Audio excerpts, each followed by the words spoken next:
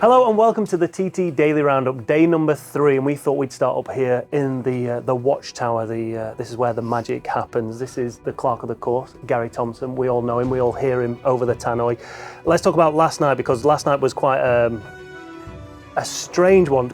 The whole day was pretty strange, so like me and Tom said in yesterday's roundup, we're not going racing today. There's going to be no qualifying, there's going to be nothing. The rain was just covering the whole island. But you spoke to the weatherman, and the weatherman was adamant, even at, you say 9, 10 o'clock in the morning, that we're going to go.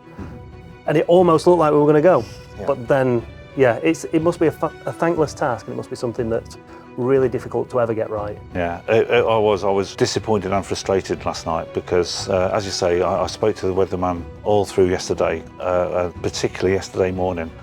And he kept saying, Gary, you're going to be good to go tonight, you're going to be good to go tonight, it's going to clear, the rain's going to blow through, the low cloud and mist is going to lift, the roads are going to dry. I promise you, you could be good tonight. I was pretty sceptical of that, to be fair. John Barton, the Deputy Clerk of the course, and also the course inspection officer, he went out at 3 o'clock. There were a few damp patches between the start line and Glen Helen, but they were drying. But literally from Glen Helen through to Ramsey, absolutely bone dry. Perfect.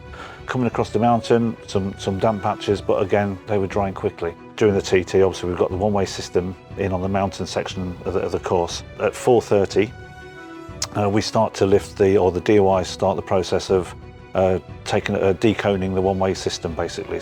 So the whole of the mountain section of the TT course is closed at 5 o'clock.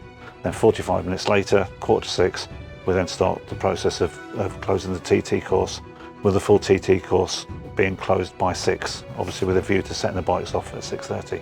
All the marshals are in place. We need 543 marshals to start any one session. Last night we had in excess of 800.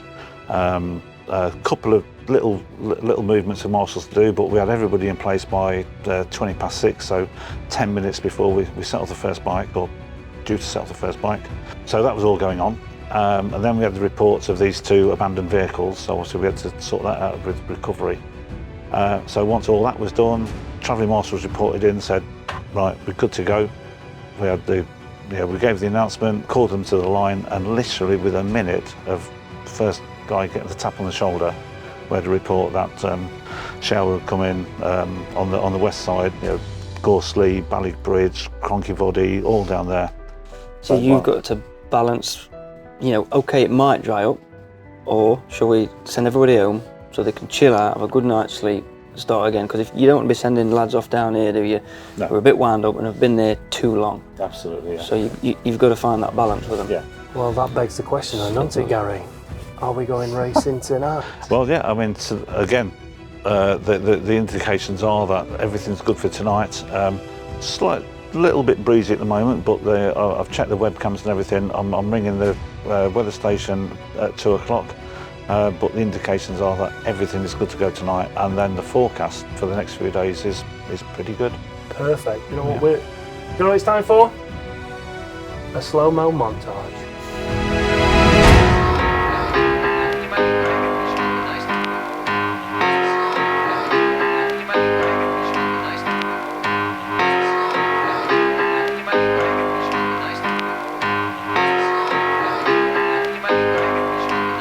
We've come a long, long way together, through the hard times and the good. I have to celebrate you, baby. I have to praise you like I should.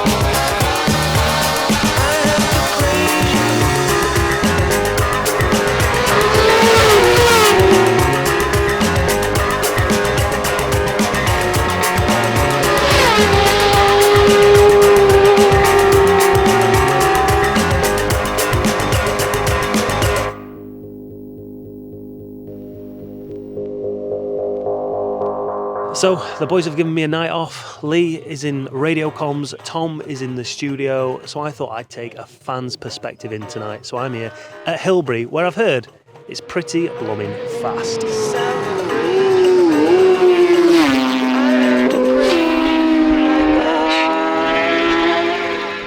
So we're going to get my speed gun out in a minute. We'll find out how fast they're going past us, but let's have a look here. Who we got?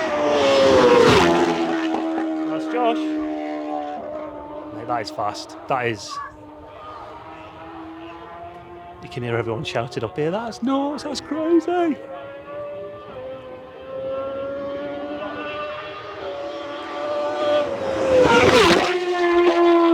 I tell you what, he's no slower at 52.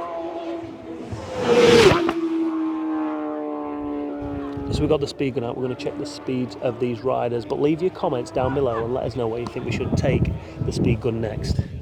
Next set of riders coming down here are the fast boys. So there'll be Jamie Coward, Michael Dunlop, Josh Brooks, Davey Todd, who is currently flying.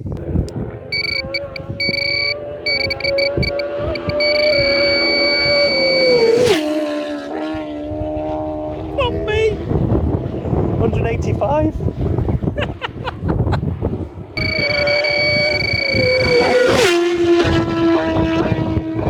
183.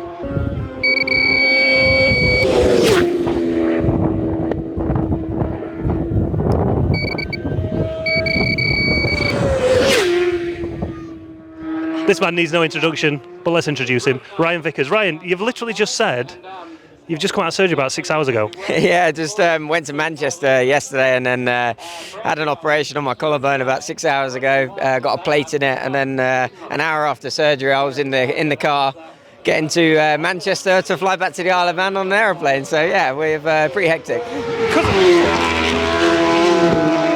I'm right in thinking that you were out here a few days ago. I did see you hanging around, didn't I? Yeah, that's it. Yeah, so we was going to try and leave the collarbone to heal naturally, but it was too far out of place. So then it's sort of a bit of a last-minute decision to go for the operation. We've still got 2 weeks to the next race, so we should be fine. So enjoying the TT? Yeah, loving it. I love coming here and watching. It's cool. You understand what it's like to ride a superbike, and when you look at the roads they're riding on, I'm like, yeah, it's crazy. You don't fancy a go? No.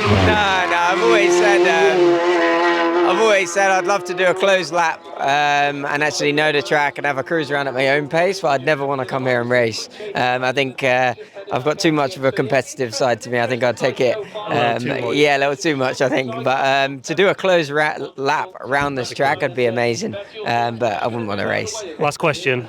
You might be a bit biased with this one, but who's your money on for the senior? I don't know. I think Pete's definitely going to be up there.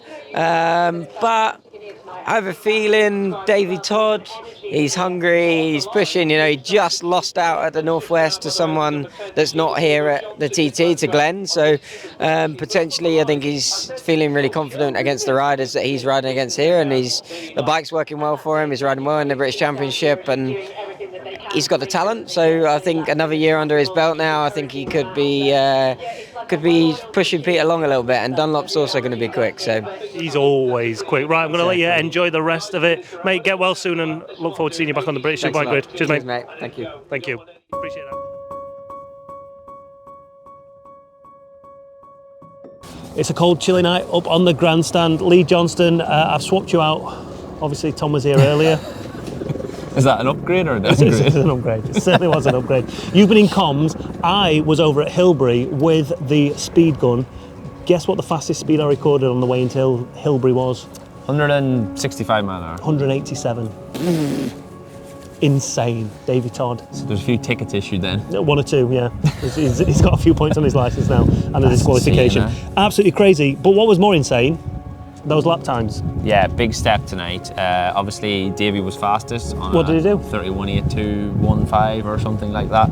But Michael was right on him. There was not even a tenth of a second between the two of them. So yeah, really, really close to the top. Michael come in and out a little bit. Davey probably looked the most comfortable. Did obviously a ride through lap. What's the right word? A flyby? Flying lap. Is that the right word? Yeah, flying lap. It's a bit of cutting and editing going on there. Davey did a flying lap. I think Michael and Pete both came in. Pete made quite a big change. Went out in the Superbike, first lap come in, he was quite irate with the team, like a little bit upset. Yeah, so instead of him waiting while they did the change, they just sent him straight out in the super stock bike. I think they raised the forks, put a little bit more rake into the bike, made the bike a little bit more stable. And yeah, we went out and then put that third fastest time in. And then the fourth fastest time on the overall sheet was David Todd again on the stocker. Yeah. But the biggest thing for the night is the Honda guys. Obviously, mostly being Dean Harris, and he did a good enough lap time on the Superstock bike, but he's done a lot of time on that bike. Broke down on the super bike going into Ramsey, started to ride the bike back, and going by us watching on the tracker, the bike then stopped somewhere else on the road, or he thought it better to get on the back of someone, and then rode another Honda road bike back to the track, and then got back out on his Superstock bike to put that lap in. But yeah, still he wasn't happy on Monday night on that super bike, and he's even less happy tonight, obviously, because he didn't even make a lap on it. I spoke to him on the fan park, and he was well up for it as well. So he must be well miffed now, because he was so excited, because he said we made some massive changes. And yeah, but really weirdly, Dean is really quick out of the blocks, and the first sector he was 30 seconds down. So I don't know if we didn't see it on the TV cameras, if he pulled over that would be like he stopped to check something or change something, or whether it be steering damper or something like that there. So like he would not normally be that far back, so unless he run on a quarter bridge or something like that, turned around, but we didn't see that on the cameras. But the next sector he was only 2 or 3 seconds off, so he got to grips with the bike, and it was obviously going well, so very frustrating for him. But yeah, everyone else is What about those Paget's Hondas? Connor come good. There was a weird start to the session. He missed the first, I'm going to say at least 20 minutes, half an hour, didn't set off. There was guys back round before Connor even went out again, so very, very strange. We don't know. Chris Kinley and the guys tried to jump in there and ask Clive some questions, but there was no real answer to that as to what the situation was. But yeah, he come good at the end. He chucked 129 something in on the Superstock bike, which is good. He's obviously not done a lot of laps on that, so. But yeah, we know Connor could do 133 on a Superstock bike, so he's still a fair bit off what he's capable of. And then we can go through all the classes if you want. Super Twin? Super Twin. Weren't paying attention. I was. I actually was. But the Go on, tell us. Super Twin class, the fastest was Peter Hickman. Right. From Davy Todd. Right. From, I don't know if Jamie Card was there. See, I missed all this on the way back from Hillberry, so I'm relying on you. No, so that might be wrong, but that's what I thought. But yeah, the lads all just got out for one lap at the end because they were concentrating on the Supersport bikes. Biggest news in Supersport though, Michael Nalop got off the Triumph of Monday night, went straight out on his R6, went straight to the top of the timesheets with a 1:25 on his first lap, and finished that off with a 26.5 to go fastest of the night in Supersport. So the chances are he's going to be sticking to that R6. I made a brave call and said, yeah, he's gonna stick to the R6 for the rest of the week. But who knows? He's Michael. He could do whatever he wants. He's not tied to any of them manufacturers. He buys the bikes. It's up to him. What's the plan tomorrow?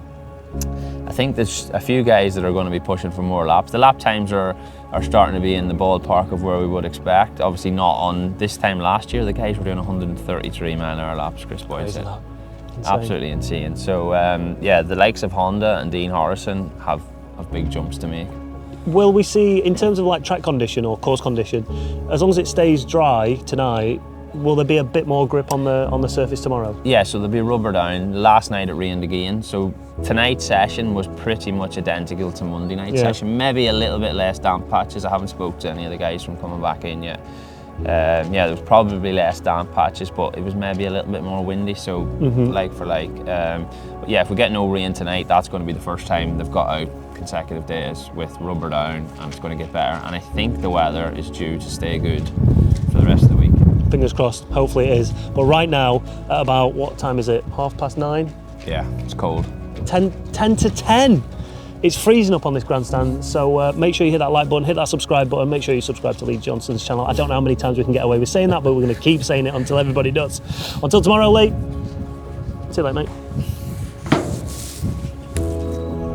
Oh, my mic. Oh, was I supposed to walk out of the shop?